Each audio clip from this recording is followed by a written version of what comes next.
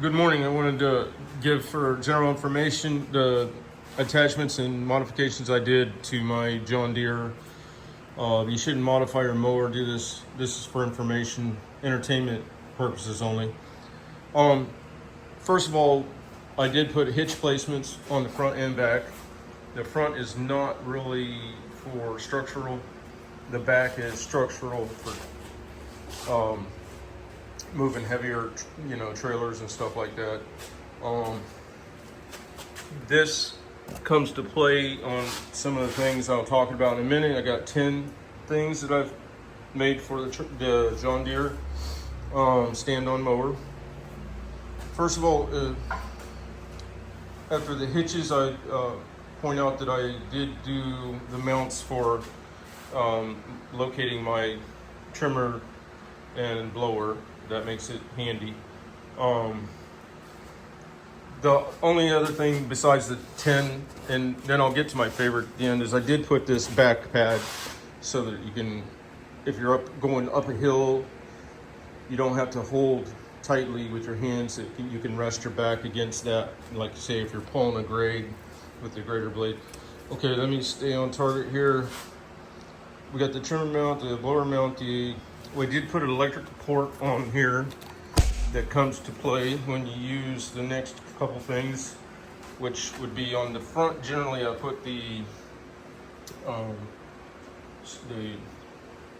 spreader, and then another item that goes to the front is the winch, and both of those I need it's got the receiver welded to it, so you can put the winch right on the front, and that's where that electric port comes in for 12 volt. Then things that I pull behind, I have a concrete mixer that everything I made into for a 2-inch ball, because I hate switching balls around, and then everything was welded up with a certain rise on that back hitch.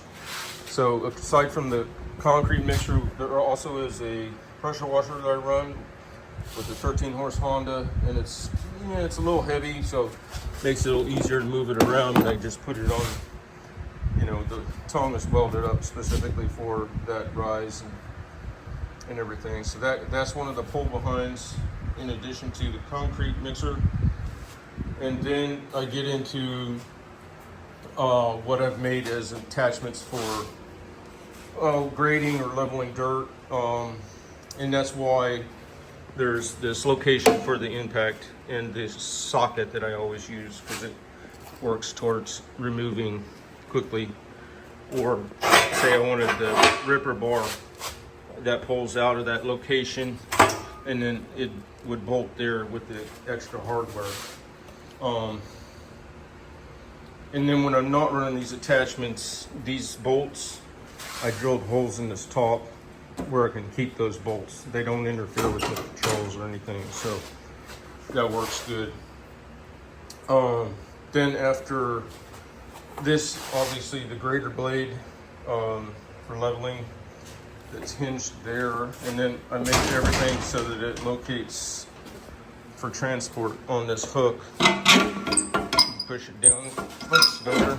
I can't get it right now with the left hand, and then that lets that grader blade fall down. Then I also made a detach rake that goes and bolts on there, the same location. And then the last one I built was a aerator head that goes this full width. I think it's almost 60-inch spike aerator head. Bolts on the same location. So I just drug all that out because I'm fixing to put everything on the sidewall outside the shop here, on wing wall, and get everything for this machine where it hangs right next to it. So now my favorite attachment or modification I made on this machine was the grader blade, because it just slicks out dirt or gravel or any kind of loose aggregate so easily. I see a lot of guys hand raking and stuff on stuff that I could back right up to the foundation and draw it away. And I'm not unevenly compacting because I got these float tires on.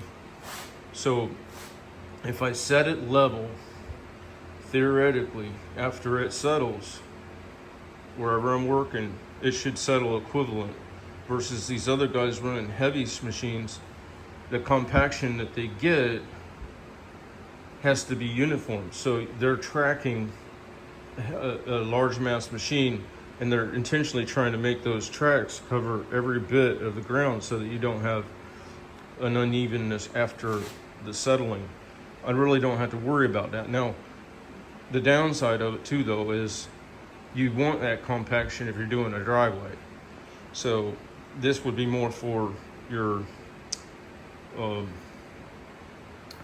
lawn area, your landscape area, and not for, I don't believe you would want to use this for hardscape prep. All right, hopefully some of this is useful to you, and if you could, please like and subscribe and help my channel out. Thank you.